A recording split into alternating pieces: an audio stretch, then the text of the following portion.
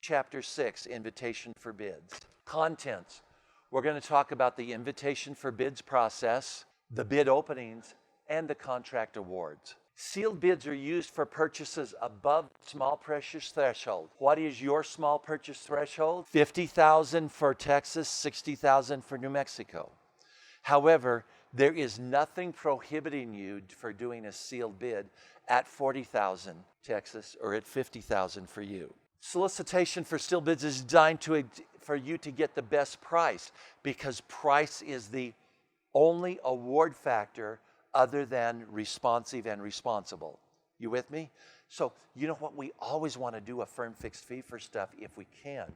Sometimes it's not reasonable, but if we can, talk about it more. Solicitations pursuant to the IFB have similar elements for all of them. The IFB package would be something along the lines of perhaps a cover sheet explaining stuff, a bid form, and then specifications and statement of work, and then HUD required forms.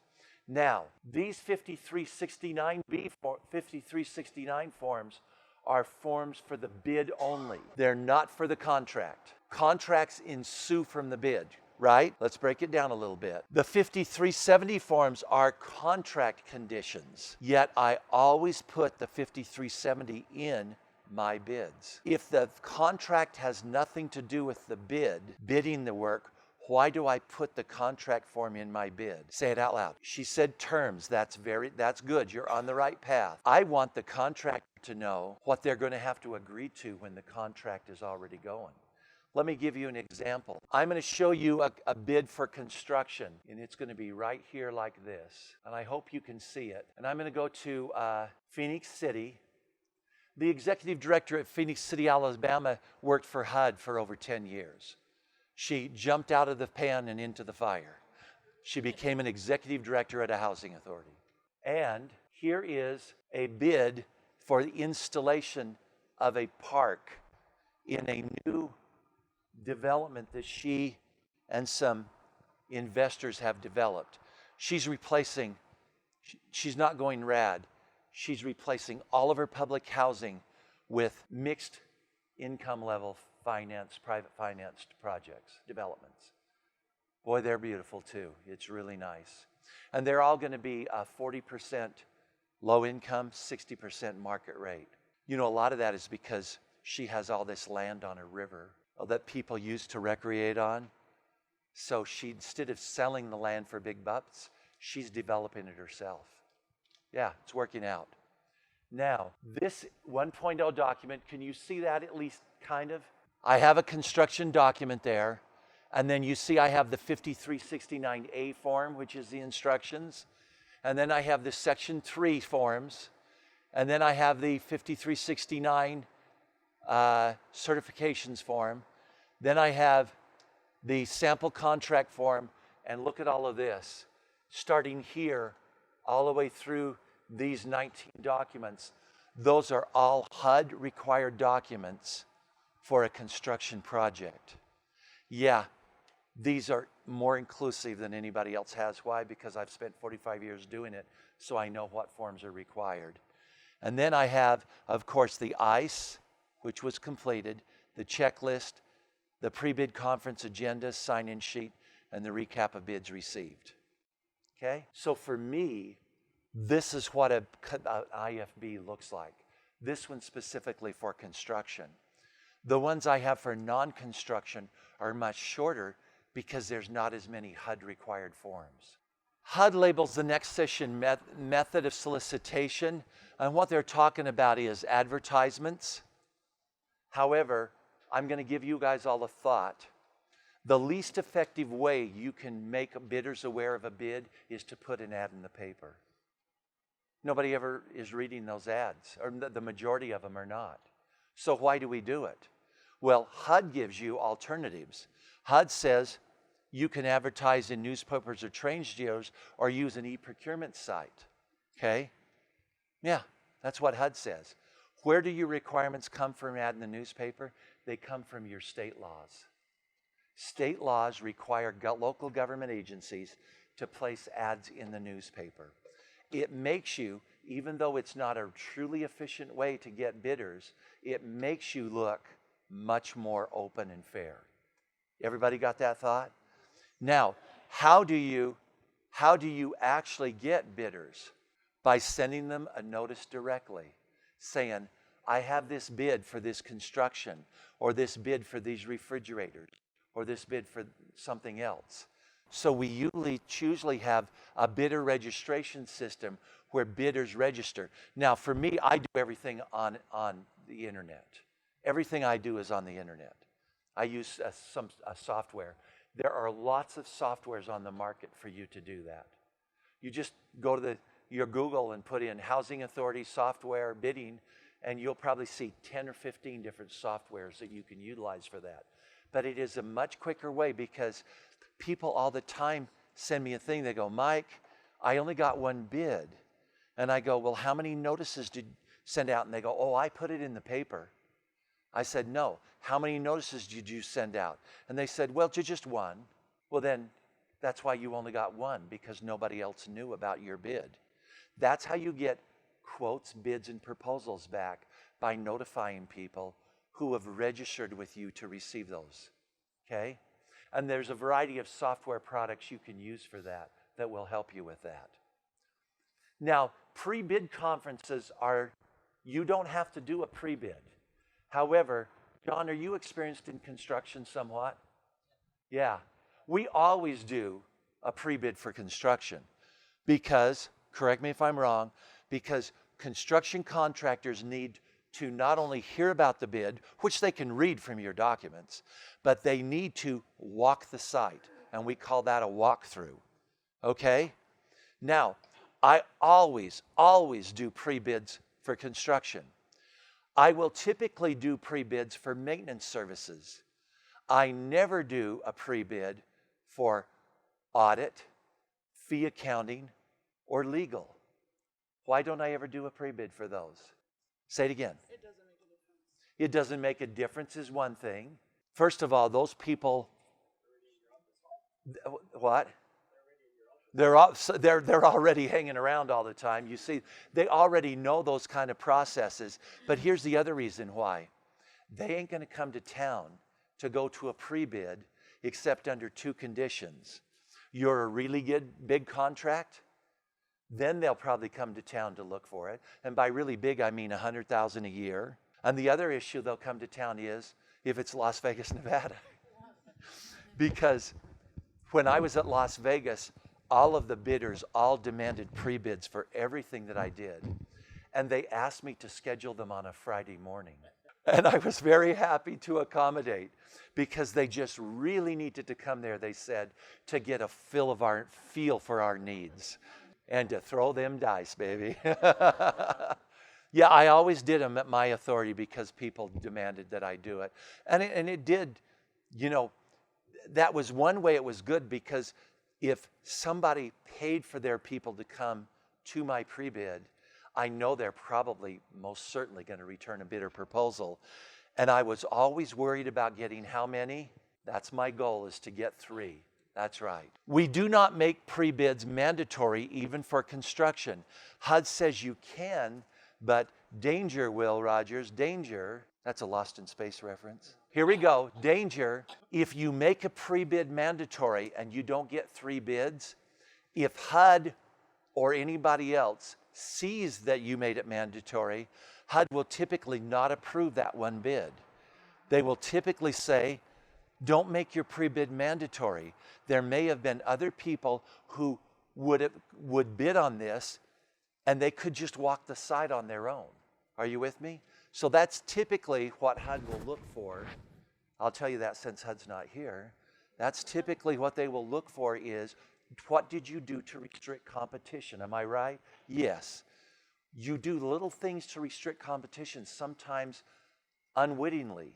You didn't mean to do it, but that's what a pre-bid mandatory serves to do, is to at a pre-bid, we do not answer questions. How many have been through a pre-bid? Yeah. Let me tell you why you don't answer questions. Anything said verbally has no standing. Much of this stuff that I'm saying, each of you is hearing it differently. You're hearing it based on your experience, based on your knowledge, You're hearing me say different things. If they ask questions, okay, do me a favor, will you? We're at a pre-bid right now. This is going to be really easy. Ask me, I want you to raise your hand and say, can I use blue paint instead of green? So I'm glad, go ahead and do that. So a question. That's an interesting question. Can you use blue paint instead of green? Well, it sounds okay, but I'm not really sure. Yeah. Some people heard yes. Some people heard no. Do you know what I mean? You never know. Good job. You never know what somebody is really saying. Plus, I can't answer that question. I have to go talk to my construction guy over here and talk about that question, and I have to make sure I understood the question. So what do I have them do? Watch this. You know, that's a very good question. Would you please put that in writing and send it to me by email? Now I know exactly what the question is. Then when I answer it, everybody receives it at the same time when I issue an... Do you see how these things make sense? Yeah, there's certain processes you want to go through. But the pre-bid can be used to clarify expectations, especially to the solicitation process. I go over the pre-bid a little bit. I go over during the pre-bid, the documents, and let them know about a few high points. I'll give you an example. How many here remember seeing those thick old construction bids that everybody turns in? You have, haven't you? Do you know to respond to my construction bid for $50 million, you can do it in 5 pages. I have the form of bid, I have the certifications form, and they have to give me the bid bond. And add on, if they want to request a Section 3 preference, which nobody ever gets, they have to turn in that 3-page form, 2-page form. How do I get away doing a $50 million bid? You know all that extra paperwork that bidders don't need to turn in, only the construction contractor does? I save them for the winning bidder only. Therefore, my construction bids, I drive up the number of bids because they're so easy to respond to. Yeah, if you guys ask for that sample, I'll just send it to you and then you'll have it. Be careful though, your architect may say, I don't think this is legal. Just let me know and I'll talk to him or her with you and let him know it is perfectly legal and it's efficient. Yes, it works to only have 5 or 6 pages turned in because I make the successful bidder turn them in within 5 days after the bid opening. Now they're going to win. They're motivated to do all that paperwork. I don't get big, thick bids, just small ones. Remember, anything that we hear at a pre-conference must, if there's any changes, those are delivered to everybody by issuance of an addendum. Every one of them is by issuance of an addendum. Amendments to the bid packets. If you must make changes, you must do so in writing only. Let me see if I have an addendum here. I don't. But I have one over here. Ongoing bathroom renovations. Yep, here's an Emit Addendum. This is addendum number 1. Do you guys notice that all these forms look alike? That is very warming to auditors, whether it's a HUD, OIG, or a third-party auditor. Everything looks alike. That's good. Okay, here's an addendum that I issue to everybody, and I do it on a software product. As long as you're registered. Question, we have received the following questions. Is this the same bid from the pool of contractors we're part of? This is not the same bid. You see what I mean? They asked a question, I responded to what they want, and this goes to everybody at the same time. That was the only one on that bid. They ask a question, I give the response. The questions, I copy and paste right off of their email so that I'm answering exactly what they did. Everything has to be a very formal process. This is very formal. Yeah. We made a mistake in the bid. Somebody pointed out that the submittal deadline was listed as Eastern time. No, excuse me, we did not make a mistake in the bid. Shows Eastern, but aren't you located in Central? Well, they're located, and this is good because this is a bidder that came from Northern Alabama, if I recall. All of Alabama is in the Central time zone, except for Phoenix City across the river from Columbus, and they carved out that little tiny area there and made it in the Eastern time zone because they were tied to that other city. So we let everybody know, no, it's located in the Eastern time zone. Now, what you've got to be careful of is somebody may ask this verbally, and you may answer the question, and then they might miss the bid deadline. And even if you answered it verbally, exactly as we said there, they will swear that you said the opposite. If it ain't written, don't exist. If it ain't written, it never happened. So you have got to write things down. So questions come in and are delivered to everybody only in writing. Remember, amendments must be in writing. Now, I'm going to give you another thought. And amendments must be confirmed. If you send them out by email, do a return receipt open. Ask them to respond that they received it. This old-fashioned 1950s way of having them confirmed on the form of bid doesn't work. There's a lot of errors with that. Bid opening. Every bid that comes in must be date and time stamped. Receipt. Now, this is where I tell the people to put the date and time stamp. You have a from, they have to put who it's from on the box or envelope, right? And they have a to. So for those of you who do it, I want you to put the date and time stamp to the right of the from and above the to, so that that information is right there within the rest of the information. How do we do it? Well, at my agency, we would put a Post-it note on a piece of paper, timestamp it on the timestamp machine, and then we would tape that right there where I just told you. However, some people have that little tool where they hit it like this, and it timestamps it. That's okay. And some people don't have anything. They just write down received, initial, date, and time. That is also satisfactory. Even though it's dropped off and HUD has never put, whatever office does that at HUD has not put it back up, it is still, the 5369 forms are all still required. Late bids are still received and time-stamped, although if you tell them they're late and they say okay and they don't give it to you, then you don't time-stamp it. But you keep them unopened unless they meet the standards of item 5 on Form HUD 5360B, item number 6 on 5360B, item 5 on 5369. Let me tell you what that says, and it's a really, really bad rule, but it's there and we have to follow it. It says that if you receive a late bid because the U.S. Post Office messed up the delivery, then you can accept it. They don't allow the same for UPS or FedEx, only the United States Postal Service. Look on the form and you'll see it. It's a horrible rule. However, I have received late bids, and I have had to open them as being received late. And there's some rules on there, what they had to do with the certified mail and everything, that they had to be within conformance of that. I've received those. So you've got that note there. So if somebody delivers you by mail a bid or a proposal that is late, you want to check those rules there to see if it was received within those rules. If it was not received in the rules, then it is kicked out. You open bids publicly. Now, here's my recommendation for bids.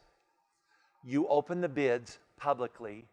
You read the bidder's name and the prices allowed, and then you record them on a bid tabulation form where it shows their name, their bid amounts, and then that is all that you do at the bid opening besides sign the form. Now, 3 people are going to conduct a bid opening. The bid opening officer, the recorder, and the witness. Do not do bids with less than 3 people. It's not an absolute rule, but I'm telling you, in law, there is some really great benefits for having 3 people. One person will open the bids and read them aloud. The next person will witness what they read, and the recorder will write them down, and the witness will witness that they wrote it down correctly. Are you with me? Doing bids openings with 1 or 2 people is extremely problematic. Don't do it. Always have 3. Now let me give you another thought. At the bid opening, only read the bidder's name and the prices. How many of you have worked with architects and the architects have you go through the checklist and check the bids right there at the bid opening?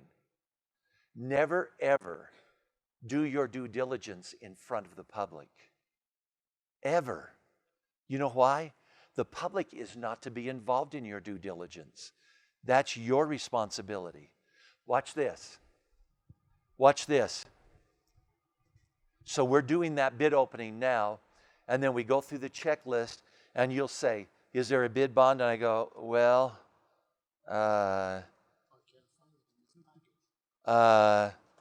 yeah, there's a bid bond.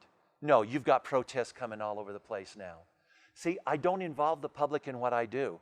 I had one guy once who said, I want to see those bids now. I go, and I want to be President of the United States.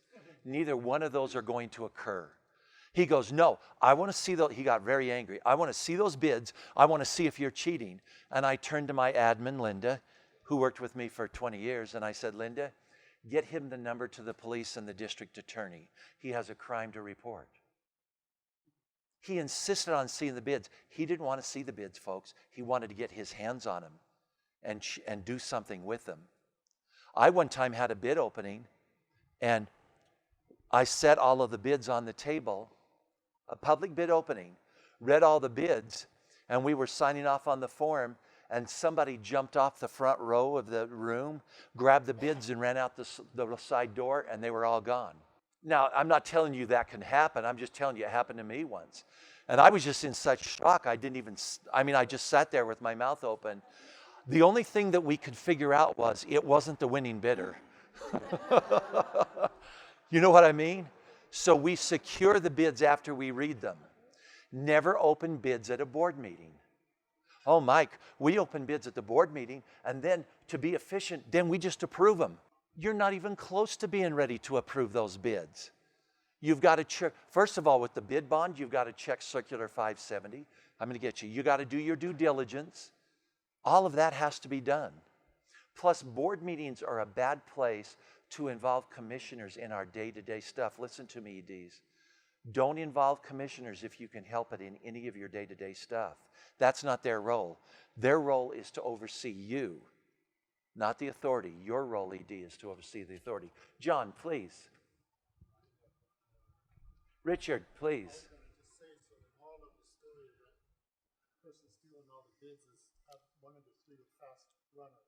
Yeah, he said the moral of that story is have one of the three a fast runner.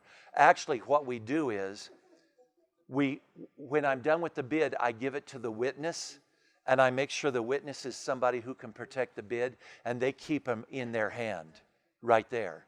So if somebody comes up, we can stop it. It only happened that one time, and it was a setup. I set them on the table in front of me. It was like an invitation. Yeah, I had to cancel the bid. I couldn't accept their word with them giving me copies of their bids because they would have changed the pricing. No, I couldn't do it. I had to redo the whole bid. All the bid bonds were gone and everything.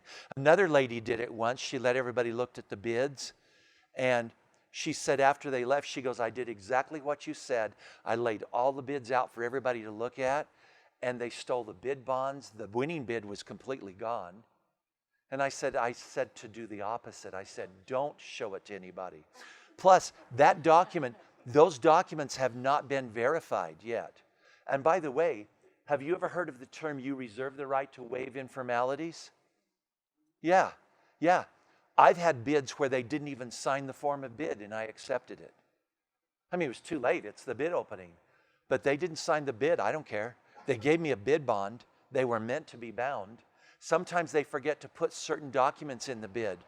I might waive that as an informality and allow them to still have their bid considered. Just remember, if they make too many mistakes in a bid, what might that be an indication of? Poor work coming for you afterwards. So you have to make those decisions. We evaluate bids on responsiveness, responsibility, and price. Now, remember, if we have deductive alternates, we must, first of all, the only alternate prices we can allow must be deductive in nature. Additive alternates are not allowed. I'll give you an example. I've got this housing authority in Texas, Kentucky, and they are unsure if they have enough money. They've got a really important project to do with replacing HVAC units. And they're unsure if they have enough money to do all of the units. So what we're going to do is we're going to get a base bid for all of the units, and then we're going to do deducts to deduct certain amount of units off the installation.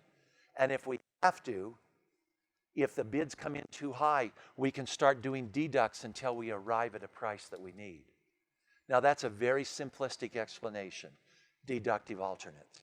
You cannot do additive alternates. It's a HUD rule. I don't like that rule. I've expressed I don't like it. Who cares? That's what they want. That's what we have to do, right? Yeah, it's the law. By the way, why do I keep bringing that up about some of the things? Because I have people who even express to me that they're not in favor of wage rates. And I said, and so you're telling me this, why? And they go, well, I don't want to use them. But it's the law, right? Yeah. If you can't go along with the program, find a different job to do, right? Because we have to follow the rules. Yeah. I did have one authority who wouldn't implement wage rates. Yeah, I resigned immediately. Yeah, they just said they weren't going to do it. They didn't believe in them. Run. Real fast. Yeah. Here's something on deductive alternates. Look at this. So we have the base bid, but we're unsure if we have enough money, and it was less than $100,000. So the first thing that we have to do, this is the table for deductive alternates.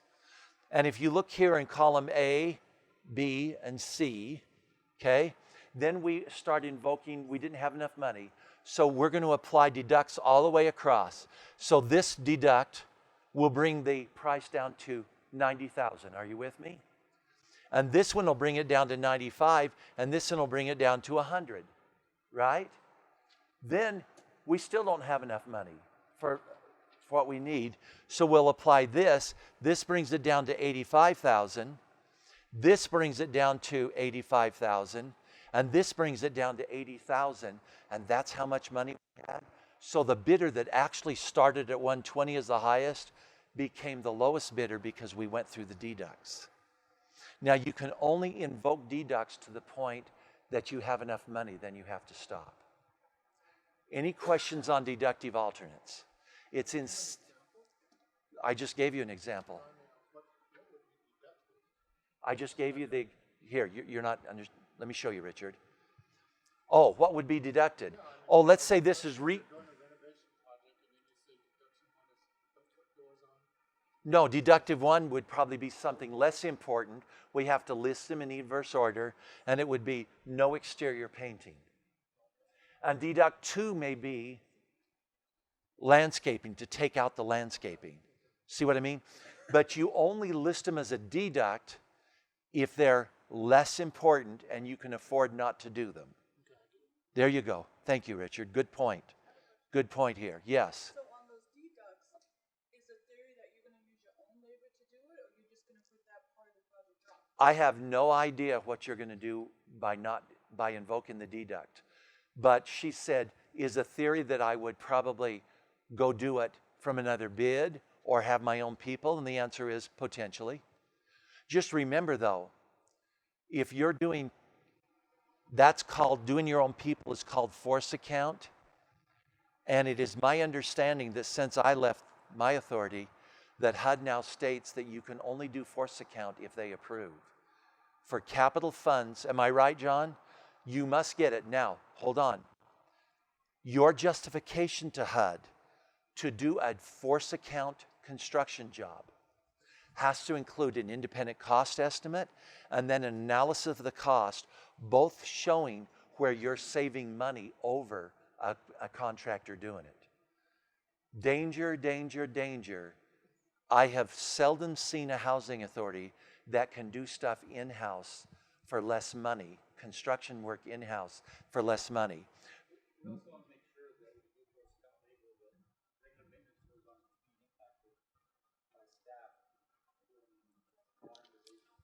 Did you hear what he said? One of their analysis items is going to be, we want to make sure that maintenance doesn't, your regular ongoing maintenance does not suffer, but there's other things that have to be looked at too. Yeah. Remember, if you do force account through your own staff, labor rates do not apply because your staff are already government employees being paid. But if you hire temporary employees to supplement, Davis-Bacon applies, which can make it very expensive. If any of you are ever thinking about doing forced account, I want to tell you something. The most you're even saving is profit, and that's only 10%. My housing authority did it. What a mess. In fact, some have told me that it was because of my authority, the Las Vegas Housing Authority, messing up our forced account as to one of the reasons why HUD started putting in these other rules. We did great work. We just did less work for the money. Our work was outstanding work, but we started a project to go into forced account to rehab 300 units, and we did 140, and they were excellent, but the budget was eaten up. Oops. Yeah, that was a big oops. Right here, please. I have a question on your sample for the alternates, the deductive. Uh-huh. Is that based on a percentage? I mean, No, those are not based on a percentage. Those are the prices that the contractor turned in. oh, I see. That's a very good question. Each contractor right here, bidder A turned in those prices, bidder B. I put places on the form of bid for them to enter for each deduct, and I told them which deduct was done. Richard, I'm glad you and her are asking these questions because I think it's making clearer for everybody. These are bid prices that get turned in. Now remember, if you put deductive alternates in, you have to read them at the bid opening. However, if the bids, let's say the low bid was 100 and we go, wow, that's what we have is 100, we don't have to invoke the deducts, we just let them sit. And we just go ahead and award. One last thing about deducts. Let's say that we award to bidder C right here after 2 deducts were taken off. They were now the low bidder at 80,000, right? We cannot later, very important to everybody in the room, we cannot put this deduct back in, either one of them. You know why? Because that's no longer the low bidder. No, that's inappropriate. Now, even if they were still the low bidder, it might be inappropriate to put the deducts back in later. But most certainly you could not do it if it would change the order of finish. Everybody with me on that thought? You have a question.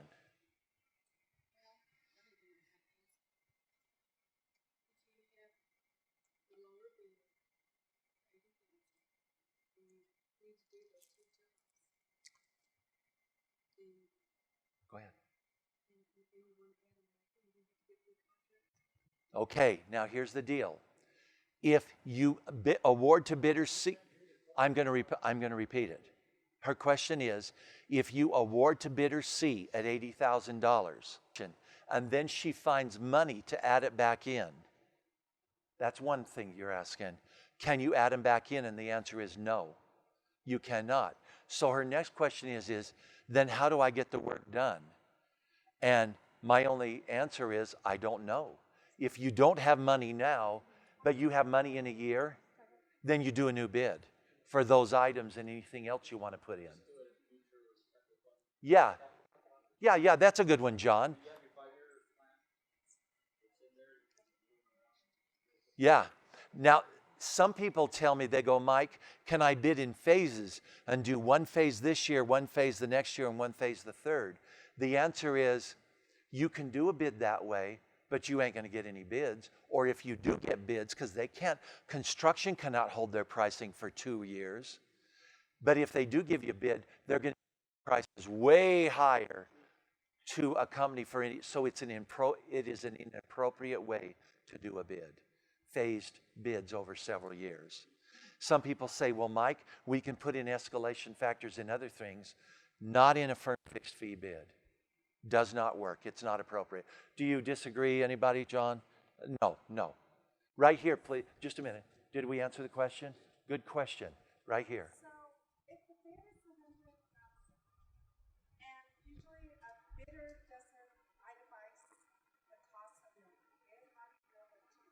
Okay. Now her question is, if this bid was 100,000, since bidders don't itemize costs on their bid, how do we know about the deducts? Okay, let me explain two different reactions. Number one, for deductive alternates, we do itemize them on the bid. We put it right on the bid form, deductive alternate number one, and then we gave them rules. How much will you delete to not perform that work? Okay, so we do itemize them on the bid form. The bid form's going to have room for all of these. Now, number two, she brought up another good point. We do not itemize construction bids. Absolutely not. And let me explain why. There's a thing called Form HUD 51,000, which is the schedule of amounts. Have you guys seen it? Yeah. Sometimes there's another AIA form called Schedule of Values, where we have bidders, the bidder, list all of their breakdowns so we can look at their breakdown of the bid and ours and see if the bid is imbalanced or if they've missed anything. You with me? Never, ever, ever, never have those turned in with the bid. We get them from the winning bidder afterwards, and let me tell you why. There is a horrendous court case, and I believe it was that set a precedence, and I believe it was in Virginia, where the housing authority, by the way, I had visited this authority. I told them to stop doing this, that it was very risky, but they kept doing it.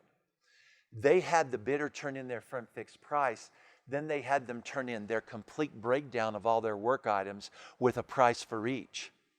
Now, here's what happened.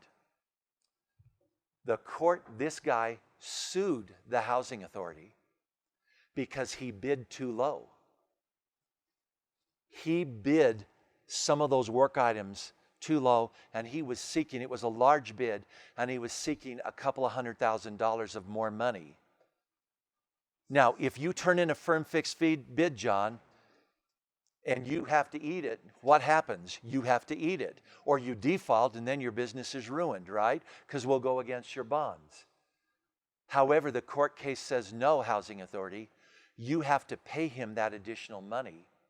Because, stay with me, think real carefully, because they turned in their itemized bid. Therefore, when the housing authority approved their bid, they were approving the itemized bid also because it was a part of the bid. Therefore, it was the housing authority's fault. That's a horrible ruling. However, it's a ruling. So here's what I'm telling y'all. If you get the itemized breakdown, wait until after the bid deadline and you get it for informational purposes. It is not a part of their bid offer. Are you with me on the thought? John, you good with that? Yeah.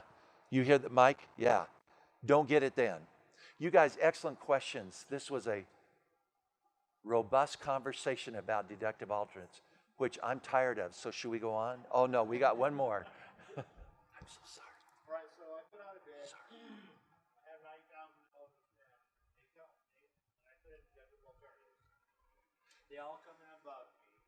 At my bid opening, I have 3 people. I read the bids. I have to read the deductive alternatives. I have to read all the submissions. Yes, you have to read them. I do my due diligence in front of these people. I don't award the bid in front of these bidders. At what point do I let the bidders know that I'm going to award a bid, but I'm using...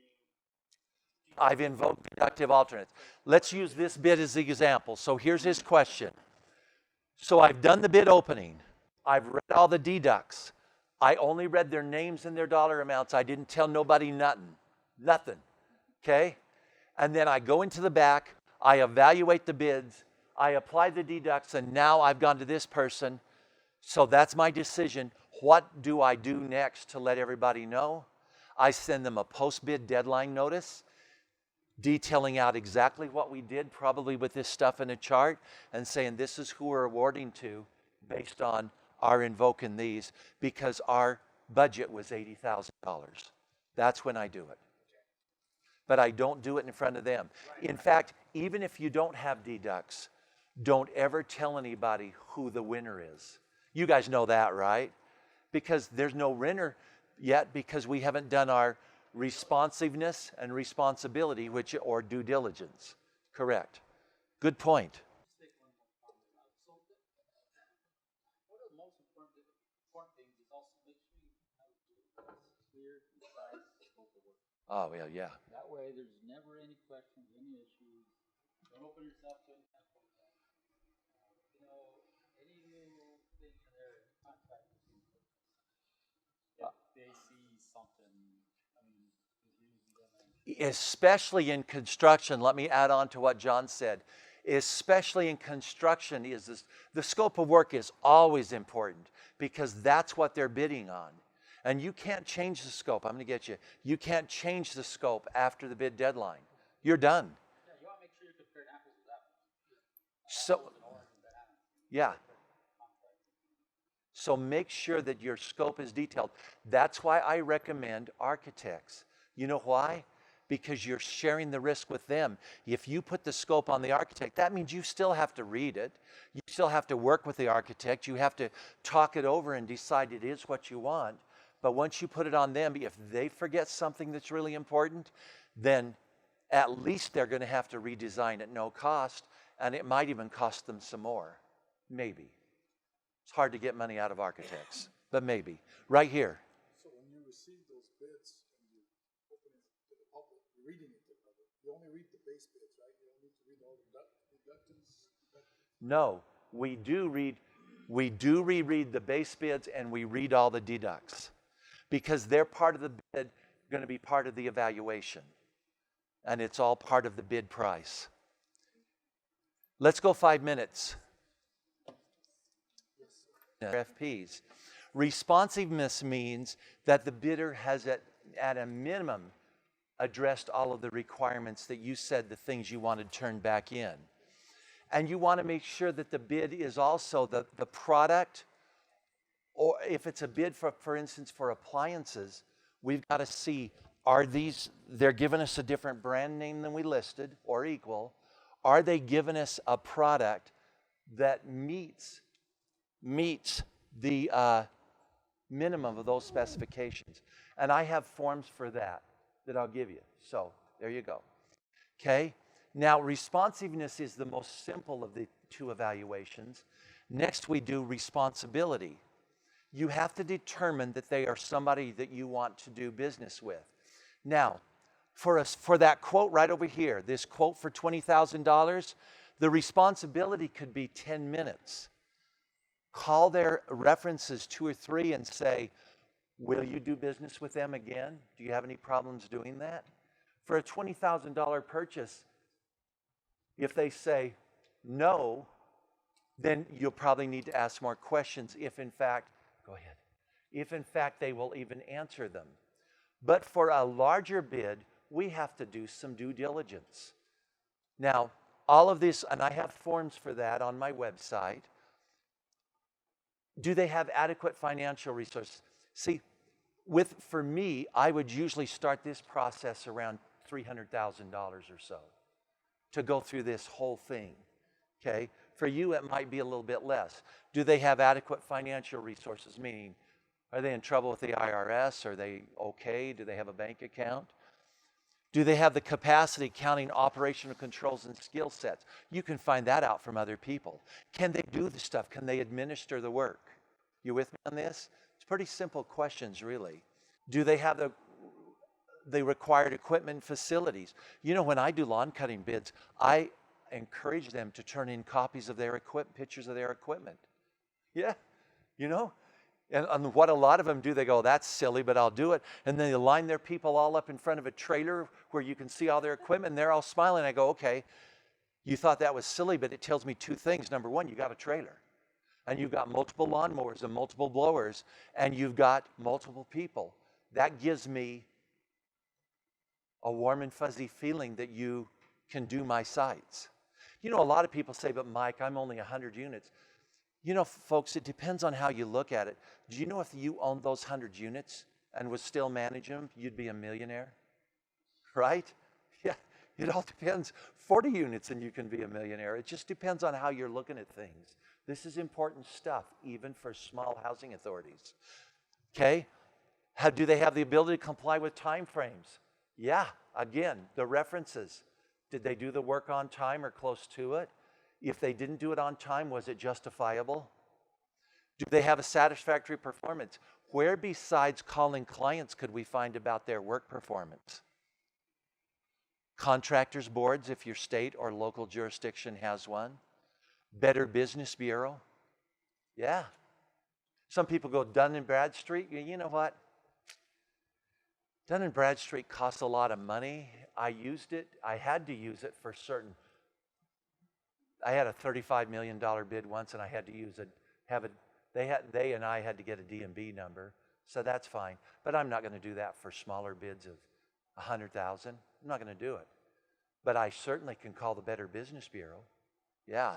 Are they qualified, meaning not debarred? You know, there's 2 debarred lists: HUD, LDP, GSA, SAM. Yeah, we'll talk about them more yet. Okay, so we research and get financial data from them. Contract award, how to determine responsibility. We get financial data from them. We determine, do they have too much work? If they immediately start asking for extensions to time before you even sign the contract, they might not have the time to be able to do the work. Nobody wants to down work. I have fallen victim to that myself, and then been pretty poor in responding to stuff. Why? I took on too much work. Yeah. References from previous clients. How satisfied were they? Does anybody ever call you and ask you how contractors did? Let me give you some advice. If they were a really good contractor, this is what I say. Michael rings me up and say, how did they do it? Here's my response. They completed the work satisfactory. I would hire them again. You know, I go to some of your NARO conferences, and I see pictures of some executive directors at booths for contractors, fee accountants, where the executive director has given a testimonial. So let me ask you something, executive directors.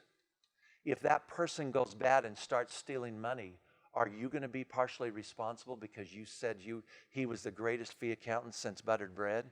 Don't give testimonials. Do not allow your name to be used. I wouldn't even speak off the record other than she has been my fee accountant for several years, and if she wins it again, I'll be pleased. That's the most that I would say. Do you get, after construction contracts, Michael, do you ever get those rating sheets from the bonding companies? Any of you? Yeah, don't fill them out. I write on those. We did not terminate them during the project. They completed the work satisfactory. That's the most I will say. Well, no, they call me. I need you to tell me if they were good, they were fair. I'm not going to do it. You know why? It creates risk for you. Risk that you do not need. Yes. Confirm, yeah, and you confirm that there are no suspensions or debarments. Has anybody here ever had bids opened and they're the same, exact to the penny? So, Lee, they were to the penny, and you had to decide who to award to. Oh, that's ridiculous. Lee said he flipped a coin. That's exactly how the law reads. In Las Vegas, we give them a choice. Throw dice or draw cards. Most people choose cards. Yeah, because they feel their chances are better. That's exactly as Lee said here. That's how it reads. By the way, it's in the handbook, and it also must be in your procurement policy and must be in every bid, quote bid, or RFP that you issue. There must be a statement in there as to how equal bids. But remember, opening bids, you don't flip the coin right away. Why not, Lee? Lee, Lee is going to get an extra cookie today.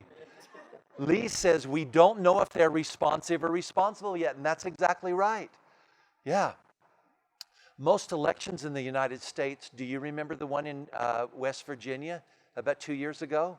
After that election, the House and the Senate were tied equal, and the odd number was tied. The election was tied at like 15,370 votes apiece.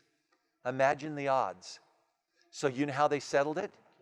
They first, hold on, they first determined the responsiveness and the responsibility of the election by doing a 10% sampling of the ballots cast. And do you know when that was done? They were tied again. So you know how they did it? They put numbers in a hat, high number wins. They put the numbers in sealed capsules, and each one of them drew a capsule out and handed it to them, and they read the capsule, and the high number won.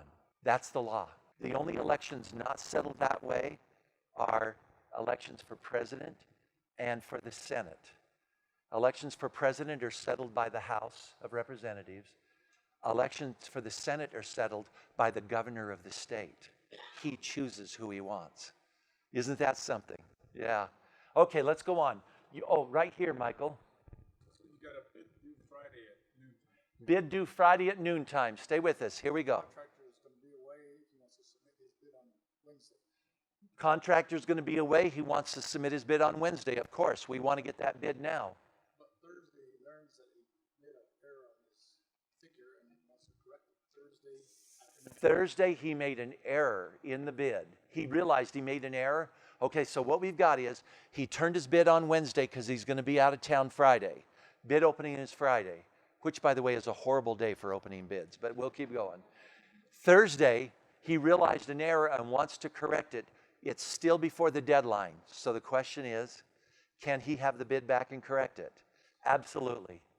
A bidder can take back a bid at any time they wish prior to the deadline. He can take it, go outside, open it up, okay? He can do his changes, seal it. When he comes back in with the seal, though, let me tell you, because I know the tricks here these people pull. You have a taping gun always available handy. You take in his presence and have him tape around the sealed portion. So, because if he opened it and then resealed it, it's going to be very loose. Then you re-timestamp it in again and give him a receipt. Meaning, take the package, lay it down on the copier, make a copy of it, and give it to him, that copy, and keep one for yourself. You with me? Yes, he can receive it back. However, I have another question for you. So he's out of town on Thursday, and he wants to change his bid by emailing you his revised pricing. Can you accept it? No. Now, let me ask you, why can you not accept it? Oh, you are so good. There. She said, because it's not sealed. Exactly. Simple principle, brothers and sisters. The bid must always be sealed. You cannot accept bids or proposals by email. You can quotes because they're informal. But bids or proposals are not formal and they cannot be accepted by email. They must come in sealed if they were advertised. Everybody with me? John, question please. Define what you mean by significant mistakes. Let's go to minor informalities. You can waive or allow bidders to correct insignificant mistakes. Now, I don't know what is insignificance, but I know what is not. The bid price is not an insignificant mistake. Oh, Mike, I forgot to write my price on the bid. It's after the bid deadline. And I know you read everybody's prices, but here's my worksheets. And look, I won because I would have written in this amount. Can they do that? No, good. I'm glad you laughed because I know a housing authority that did. Yeah, they said, no, he had his worksheets. No, that's a setup. Here's another insignificant mistake, turning the bid in unsealed. Now, those of you who have receptionists receiving bids, these ladies or men have to be trained. And in fact, my advice is no receptionist receives bids. The receptionist walks the person back to turn in the bid to the contracting officer, whether that's the ED or the smaller agency or you, Mike, or somebody else who's trained. So two things that are not insignificant, and here's the third one. It's a construction bid, and they were required to submit a bid bond. I won. Let me go get my bid bond. No, that's not fair to the other bidders, is it? For you to wait and buy a bid bond after you discovered you would have been low. Everything else is probably insignificant. Because it just seems like you're. What's that? Personal checks are unacceptable. In my template, well, you're laughing so good. Unacceptable because, let me finish with that. Because why must we get a cashier's check rather than or banker's check rather than personal? Because they can stop payment on a personal check. The process to cancel a banker's check is much more involved. By the way, I did get a banker's check once, and the person said, I'm going to stop payment. I've underbid and I don't want to do it. So all I did was beat him to the bank. My finance manager took that check right down, endorsed it, and put it in the bank. Now he can't cancel it. And he tried to. Because there's a big process for a cashier's or a banker's check. But for a personal check, they can just put a stop payment. But even then, banker's checks clear immediately, typically. Yeah. So, good point. Keep going, John. It just seems like an insignificant mistake that's open to interpretation, which leads to bid protest. But I don't know. It's just. John is making a good point. No, I'm gonna repeat it. John is making a good point. And by the way, hit me real quick if I don't repeat the question. John said that using words like insignificant leads for gray areas and open for interpretations, and you're exactly right. However, it is the housing authority's decision what is insignificant or significant. I've told you 3 things that are not insignificant. Price, bond, sealed. Those are not insignificant. They are significant, and if they're violated, you will be required to throw them out. However, am I in your way? Oh, okay. There I did. Squirrel, and I missed everything. I forgot my point. No, it'll hit me in a minute. You brought up. Insignificant mistakes just open for interpretation leading to bid protesting. You got me back on track. Now, HUD gave us a handbook that is 200 pages long. And let's say thank you, and I want to tell you why. Because if they wrote everything out and a procedure for everything, it would be like the federal acquisition regulations, which HUD has to obey, and it can be thousands of pages long. So HUD wrote right in the front of the handbook, we're not telling you everything, we're giving you concepts, and you have to do the right thing. Do the right thing. That'd make a good title of a movie. Remember, you can waive these it is a movie. You can waive these informalities, but some things cannot be waived. Now, if you do reject somebody, and I had one of my clients who's learning to do this stuff the other day, rejected all of the proposers for various things, like they didn't sign this form, so I rejected them. They didn't put the date on this form, so I rejected them. No, those are informalities. I can correct those later. If they forget to sign the form of bid, I can have it sign it 2 days later because I have a bond that means they're meant to be bound. But if I do reject anybody, I reject them by sending them a letter detailing out in detail everything they did, making references to either the law or the bid document as to what they violated and why I was rejecting them. In some cases, I tell them, you just made too darn many mistakes. And when we checked your references, we found them rather lukewarm. We're going to reject you as non-responsive. Now, what can the bidder do about that? They can file a protest, but I've already cleared it with the attorney, the ED, the staff, Michael. Michael's my construction manager here. It was Michael who said, if we can avoid doing business with this person, you've had people like that? I don't want to do it. I've already cleared it with everybody. So after I deny their protest, saying, no, it's our right to do this, what can they do next? They can sue. I have been threatened to be sued over the last 45 years, 32 at the agency. So many times I can't remember. How many times has a bidder sued me? 0. You'll hear from my attorney, they say, trying to intimidate you into backing off your decision. You know, I once had a homeless person brush against me at a crosswalk, and he hit my car, and he said, "You'll hear from my attorney." Everybody suddenly has an attorney. Do you know what I mean? Attorneys aren't going to take those kind of lawsuits based on the, what do they call that? When you play cards? No. Yeah, based on what they might earn, because they'll look at our very detailed rejection letter and they'll say, "You're out. I'm not going to take it. Unless you want to give me $10,000, but how much are you going to make even if you won?" Just be careful about people threatening you. It's of no big import if you're in the right. Okay? Bonds. A bid bond must be with construction bids over a certain amount.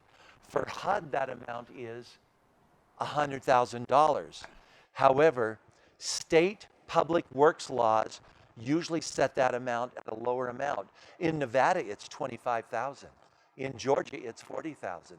That means if their bid is $40,000 in Georgia, they must have a bid bond in there from a surety. Do we know what it is in New Mexico or Texas? I believe Texas is $50,000. You need to double check that. I wouldn't be surprised if New Mexico, if it didn't mirror their $60,000 threshold. Are you looking it up? Does it mirror? You're in New Mexico? Okay. Okay, good. Now remember, it has to be in the bid package. And if the bidder does not fulfill the requirements of signing a contract for the price they did, you can go against the bond to get some of that money back. Performance bonds are a guarantee that they will complete the work, and if they don't, you'll be able to go against the bond to get work done. Now remember, bidders can present bonds in 3 forms. A surety from a bonding company is one. S-U-R-E-T-Y, surety. If that surety is received, if they're the winning bidder, you must check Circular 570. U.S. Department of Treasury, Circular 570, to make sure the surety is listed on there. If they are not, the bond must be rejected, and therefore the bid is rejected. They can also present bonds by way of a letter of credit from a bank or cash, meaning a cashier's check. And I forgot your first name? Flora? Flora? Flora made a joke about personal checks. Yeah, it's a joke. You can't, there's no law against accepting a personal check. It's just that it's not a prudent thing to do because they can do a stop payment before you can even get the check ran through for payment. Payment bonds ensure that the contractor will pay their employees, their subcontractors, and their suppliers. If they don't pay them, those folks can file a lien against a mechanic's lien on against the property, and then that will notify us, and then you'll get your attorney to work with them to find out what happens next with those bonds. Remember, even though people do file liens on federal properties like our public housing sites, they cannot be enforced. Federal sites, even though the county will accept the lien, nothing is ever going to happen because federal sites are exempt from liens. Every state has had to agree with that with the federal government. However, I like to get lien releases. You know why? Because it's a clear indication that they're releasing, even though I can't be liened, they're still releasing me from any responsibilities for the payments with that contractor. Questions, page 39. Okay, so the old law said $25,000 or the law, but we don't know if it's been updated, so we might need to check it sometime. Okay. Yeah, typically what happens when states raise the bid thresholds, formal bid threshold, they also raise the, but not always, not always. Okay, chapter 6, questions. We've got 5 of them. Are you on page 39? Michael?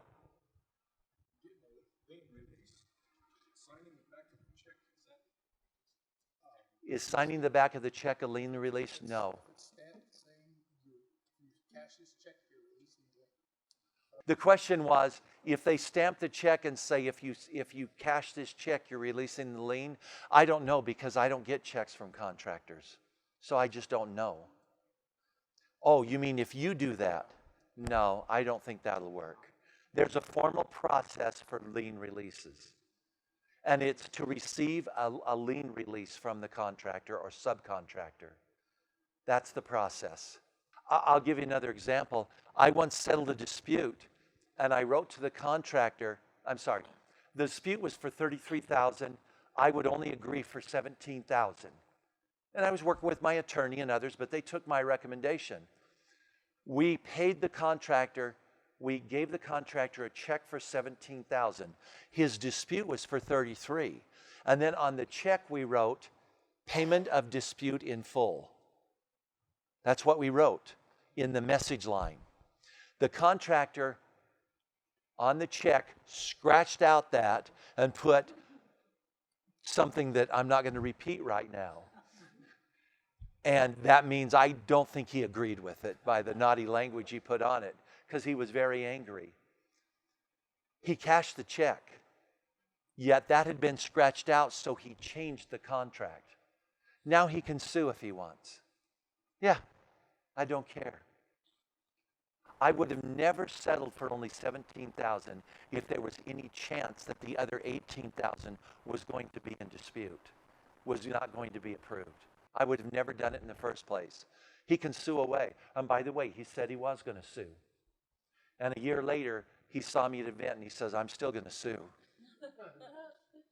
I understand. You know why he wanted the other, it was actually $16,000. You know why he wanted it? Because I'm terrible to get change orders out of in construction, and I wouldn't approve any change orders. He kept trying to get change orders for stuff, this is important, that was already in the specifications, and he said it wasn't clear enough. He bid too low. He wanted that money. He thought that I would give him the money to go away. I didn't. I mean, it's not my first rodeo. You need to be in that same position. Have you ever people tried to get more money at the end of a contract? You did? Did you give them any partial part of it? You gave them partial because you found out, in my case, I found out that my construction manager did some verbal change orders. Yeah, we went out and we looked at it. We go, how did this happen, buddy? His name was Frank. How did this happen? He goes, I'm busy, sorry. Well, okay, we'll pay for them. I mean, they had to then write it all up and go through all the paperwork and everything, but we paid him for the partials because the work was done. Even though he and Frank both broke the rules, we still have to pay.